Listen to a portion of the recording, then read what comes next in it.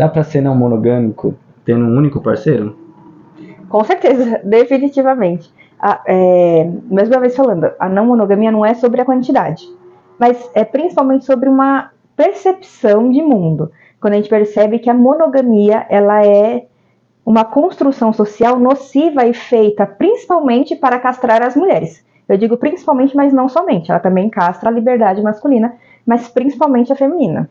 Exatamente, tanto que a monogamia ela é uma herança colonial, onde os povos originários de muitos continentes diferentes tinham formas distintas de se relacionar. Quando veio a catequização, veio junto também a monogamia, porque a gente não pode esquecer que a monogamia também ela vem junto com o direito da herança, de você passar a herança para continuar perpetuando a propriedade privada, tanto que é muito comum a poligamia em países árabes, mas só permissiva para os homens, porque isso não quebra o direito da herança.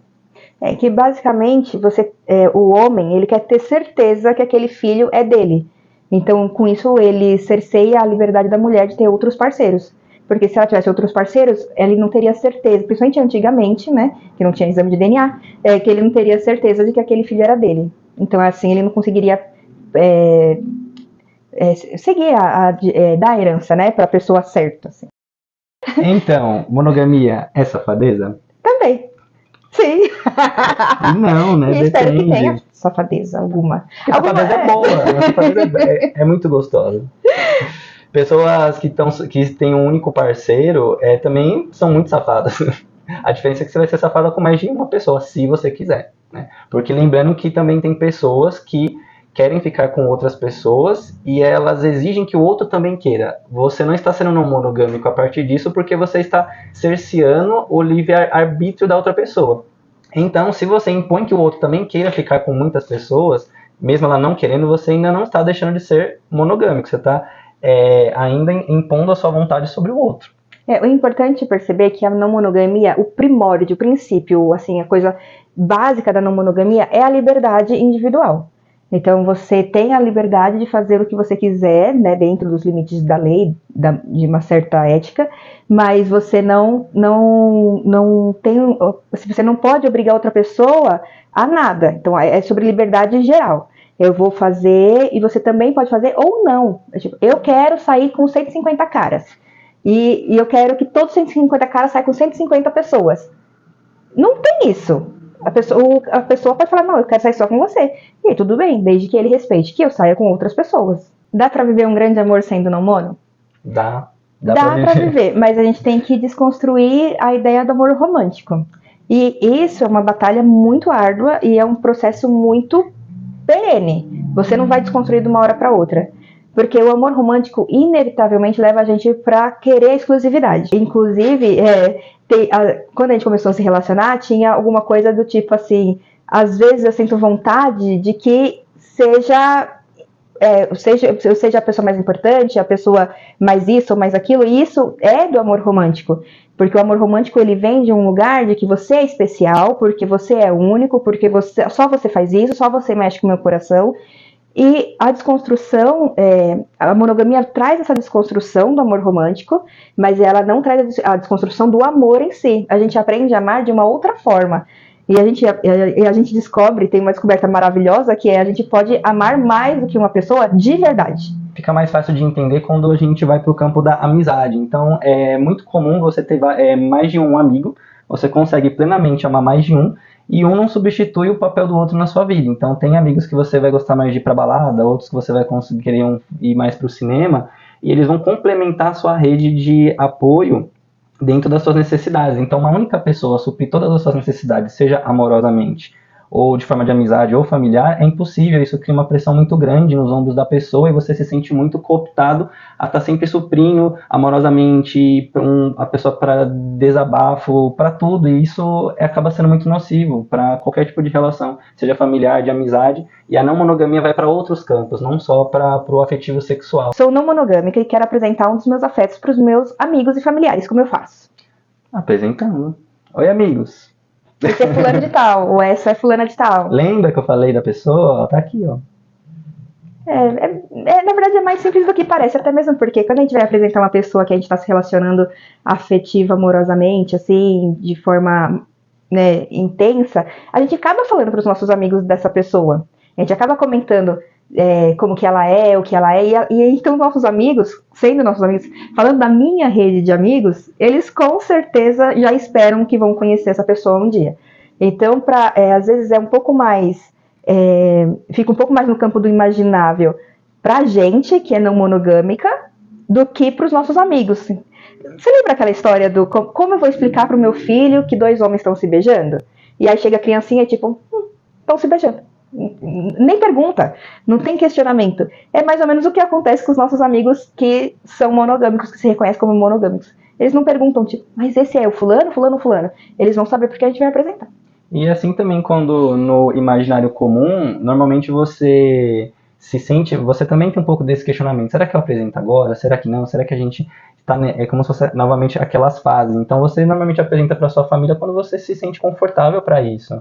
Então eu sinto aquela pessoa presente na minha vida ao ponto de ela conhecer os meus outros as outras pessoas que também são presentes. Eu acho que da mesma forma como tem no imaginário comum, seria do mesmo jeito. Né, sentir essa confiança, creio eu, né, e a partir disso apresentar. Vocês acham que a monogamia vai acabar? Eu não acho, mas eu desejo.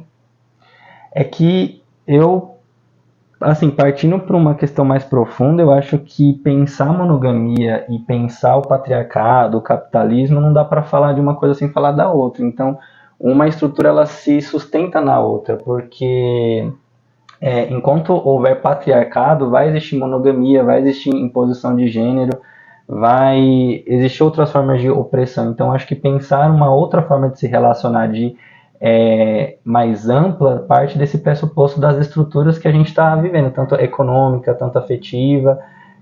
Não deixa de ser um colonialismo, um cercamento onde você só se confronta com aquela forma de se relacionar. E quando você questiona isso, você começa a achar que você é errado, que tem alguma coisa com você, e as pessoas vão te questionar, e ao ponto de você se questionar se você está fazendo alguma coisa errada. Mas, por outro lado, eu penso assim, as revoluções, elas acontecem, às vezes, de forma silenciosa e lenta, gradativa. Eu fico pensando, e não é de hoje, eu fico pensando nas revoluções que já aconteceram. Por exemplo, a segregação racial. Hoje ainda existe o racismo, óbvio, mas existia antes uma segregação real. Então, teve que existir uma revolução, eu não digo só no Brasil, mas assim nos países no geral, para que a pessoa negra e a pessoa branca fossem vistas como iguais. E isso não foi da noite para o dia, foi acontecendo. Depois veio o pessoal homoafetivo. Então, primeiro era visto como uma aberração. Todo mundo tinha gente que achava que era doença. E aí houve uma revolução, uma resistência para que se tornasse algo comum e aceito, algo que realmente é natural, simplesmente acontece. E eu acredito que a revolução não monogâmica vai ser a mesma coisa. Vai começar assim com pequenos gatos pingados, mas aí vão vir as curiosidades, as pessoas perguntando, e aí vai abrindo um pouco mais a mente, e as pessoas podem não se tornarem monogâmicas nessa geração, mas elas podem vir se tornando não monogâmicas em próximas gerações. E também lembrando que a monogamia não é algo novo, é algo que está sendo revisto, porque já existiam outras formas de se relacionar antes da monogamia ser imposta. Então, pode-se dizer que estamos revisitando novas formas de se relacionar. Então, sim, eu pelo menos quero que seja possível que as pessoas elas tenham autonomia para se relacionarem da forma que elas quiserem. A não monogamia é para todo mundo? Sim. Eu sou ciumento. Como que eu vou ser não monogâmico? Como? Eu acho que começar dizendo que todas as pessoas elas vão ter sentimentos, sejam eles quais forem, inclusive ressentimento, vai ter insegurança, vai ter ciúme, só que esse sentimento ele vai ser conversado, ele vai ser trabalhado, ele não vai ser despejado em cima do outro como uma imposição. Então, um exemplo, eu tô me sentindo muito enciumado, né, em um determinado momento específico, por conta de uma autonomia que ela está tendo. Sei lá, ela vai sair hoje e eu tô me sentindo um pouco enciumado, eu não gostaria que ela não saísse. Mas, entendendo que é uma autonomia dela e ela quer isso para ela, ela vai sair, eu vou compartilhar essa insegurança, a gente vai se abraçar a insegurança do outro, mas não necessariamente ela vai acatar que, vamos supor, a minha insegurança só para eu me sentir bem. Uma coisa que eu vou ter que trabalhar comigo mesmo, mas um vai apoiar o outro. Um lado positivo da nossa geração é que existem muitas pessoas fazendo terapia. Continuem. E a terapia é sobre autoconhecimento. E aí você percebe que os sentimentos que a outra pessoa causa, ela não é que ela causa, você tem esse sentimento, é sobre si, é mais sobre nós mesmos do que sobre o que o outro pode fazer, porque o outro pode estar do seu lado. Existem pessoas monogâmicas que são extremamente ciumentas, morrem de medo que seja feito isso e aquilo, e a pessoa está do lado, vive aqui grudado, mas a pessoa não consegue deixar de ser ciumenta. Então não é sobre o que o outro faz, o outro tá aqui, tá parado. É sobre como você se sente, é como você se relaciona com isso. E aí você vai ter que entender seus gatilhos, quais são os seus momentos, o que realmente causa dor. E sim, numa relação ou em algumas relações não mono, você vai poder ser honesto com a pessoa ou com as pessoas e falar, eu me sinto enciumado e inseguro nesse momento, nesse lugar. E, no geral, como a maioria das pessoas não mono, elas estudam muito e elas também já passaram por isso, e vão passar porque é tudo cíclico, elas vão abraçar, assim, eu digo assim, acolher você, acolher esse sentimento, mas assim, ela vai entender, esse sentimento é seu, você resolva, eu vou continuar seguindo daqui.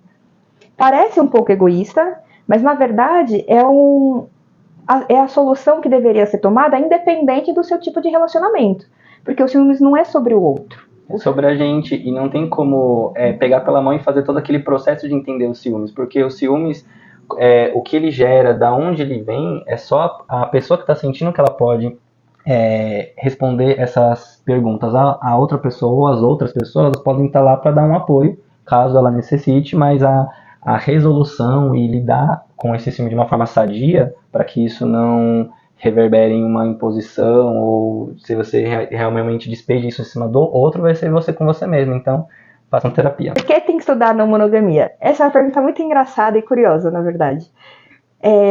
Quando a gente não se reconhece num sistema, a gente busca pares, a gente busca alguém que pensa parecido, alguém que entenda a nossa dor. Eu lembro quando eu comecei a pensar em não monogamia, eu pensei, imagina, sei lá, pelo menos há 20 anos atrás, assim. E eu me entendi um ET, assim, porque só eu, no meu ciclo, pensava desse jeito. E aí, lógico que a gente vem com uma bagagem muito grande da monogamia, né? A gente é criado monogamicamente, a gente tem essa cultura monogâmica, então eu me sentia em conflito, eu me achava errada, me achava impura por pensar que eu não deveria pertencer a ninguém, que ninguém deveria pertencer a mim. E tem um caso curioso, quando eu casei, né, que eu fui casada, antes de casar, já no namoro, a minha sogra, que sim, gente, continua sendo sogra mesmo quando a gente separa, ela perguntou pra mim assim, Lid, se o Marcelo te traísse, você perdoaria ele? E eu tinha 18 anos, eu tinha 18 anos, e a minha cabeça foi sim, perdoaria. E ela fez, um absurdo, você não precisa perdoar. Eu falei, não é que eu preciso, eu entendo que é humano você querer ficar com outras pessoas, mas eu entendo que o amor é maior do que ficar ou não ficar com outras pessoas. Mas como você explica isso para uma senhora que tem, né, ela tem, sei lá, 50 anos a mais que eu. Então, naquela época já era difícil, hoje continua sendo difícil, mas assim, para mim era muito mais difícil porque eu não tinha onde me apoiar, não tinha em quem ir. E eu acho que isso foi um movimento individual que foi tomando corpo, porque muitas pessoas deviam se sentir assim e não tinha por onde correr.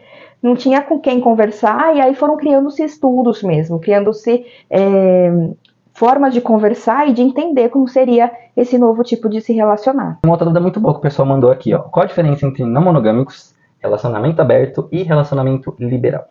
Partindo do pressuposto de que relacionamentos liberais e relacionamentos abertos, eles não deixam de ser monogâmicos. Por quê? Eles ainda têm a estrutura de hierarquia de relações, onde uma relação vai ser mais importante do que a outra, entendendo as suas nuances. Então, você ainda precisa do aval do outro para poder fazer alguma coisa. O relacionamento liberal, o casal vai fazer tudo junto. Então, às vezes um vai querer uma coisa, o outro vai querer outra coisa totalmente diferente. Às vezes os interesses vão convergir, às vezes não. Mas vocês vão precisar ainda do aval do outro para poder fazer qualquer tipo de coisa. O relacionamento aberto, a única diferença é que vocês podem fazer coisas juntos ou separados, mas ainda, acho melhor você não sair hoje não, eu não tô me sentindo muito bem, ou você vai sair hoje? Então, E tem os acordos, né? e Tipo, tem você esse pode combinado. fazer isso, pode fazer aquilo. Não pode beijo, ou senão, se estiver se envolvendo demais, melhor ficar por aqui. Só pode um encontro com a mesma pessoa, porque eu me sinto inseguro, eu prefiro que você, sabe, fique assim. Então, não deixa de reproduzir a monogamia, que novamente é a imposição sobre o direito do outro de ter as suas escolhas. E a não monogamia quebra toda essa estrutura, que novamente é muito mais complexa do que nós imaginamos que seria ficar com uma, duas, três ou quantas pessoas você quiser. Eu sou não monogâmica, mas o cara tá querendo algo sério. Como faz? Fazendo, né? Porque se você é não monogâmica mesmo, você tem que entender que todo relacionamento é sério, porque pessoas são pessoas. Não devem ser tratadas com leviandade, assim. Você precisa tratar a pessoa com responsabilidade afetiva. Então, quando você se relaciona com uma pessoa sendo não monogâmico ou monogâmico, isso daí é indiferente, tem a responsabilidade afetiva. Todo relacionamento é sério. Você pode ter relacionamentos não mono com um pouco mais de leveza, com menos profundidade, mas isso não tira a seriedade do relacionamento.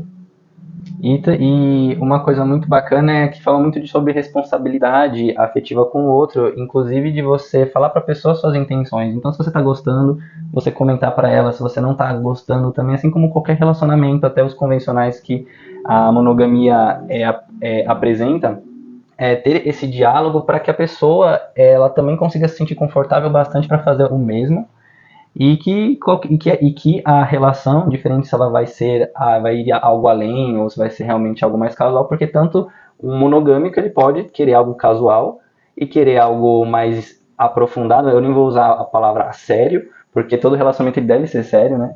E aí, como um não monogâmico também, ele pode querer só algo mais casual, só que ele vai chegar para a pessoa, vai comentar se, nossa, mudou alguma coisa dentro de mim.